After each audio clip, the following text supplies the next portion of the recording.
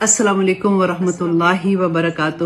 آج ہم سیکھیں گے ایسے کلمات جن کو نماز میں ادا کرنے سے نبی صلی اللہ علیہ وسلم نے فرمایا کہ 30 سے زیادہ فرشتے ان کلمات کا اجر لکھنے کے لیے ایک دوسرے سے جلدی کر رہے ہیں۔ اور وہ کلمات کیا تھے؟ صحیح بخاری کی حدیث نمبر 799 میں حضرت ابن رافع رضی اللہ عنہ بیان کرتے ہیں کہ ایک مرتبہ ہم نبی صلی اللہ علیہ وسلم کے پیچھے نماز پڑھ رہے تھے کہ نبی صلی اللہ علیہ وسلم نے رکوع سے جب سر اٹھایا اور کہا کہ سامع اللہ لمن حمدہ، تو آپ صلی اللہ علیہ وسلم کے پیچھے جو ایک شخص نماز پڑھ رہا تھا اس نے کہا کہ ربنا ولک الحمد حمدا کثیرا طیبا ومبارکا فی۔ نبی صلی اللہ علیہ وسلم جب نماز سے فارغ ہوئے تو پوچھا کہ یہ کلمات کس شخص نے ادا کیے ہیں؟ ایک شخص نے بولا کہ یا رسول اللہ میں نے ادا کیے ہیں۔ تو نبی صلی اللہ علیہ وسلم نے فرمایا کہ میں نے دیکھا ہے کہ 30 سے زیادہ فرشتے ان کلمات کا اجر لکھنے کے لیے ایک دوسرے سے سبقت لے جانے کے لیے جلدی کر رہے ہیں۔ یہ کلمات اللہ سبحانہ تعالیٰ کو اتنے پسند ہیں کہ دیکھیں فرشتوں کی بھی یہ کوشش تھی کہ وہ اس کا اجر لکھیں تاکہ جب اللہ سبحانہ تعالیٰ کے پاس لے کے جائیں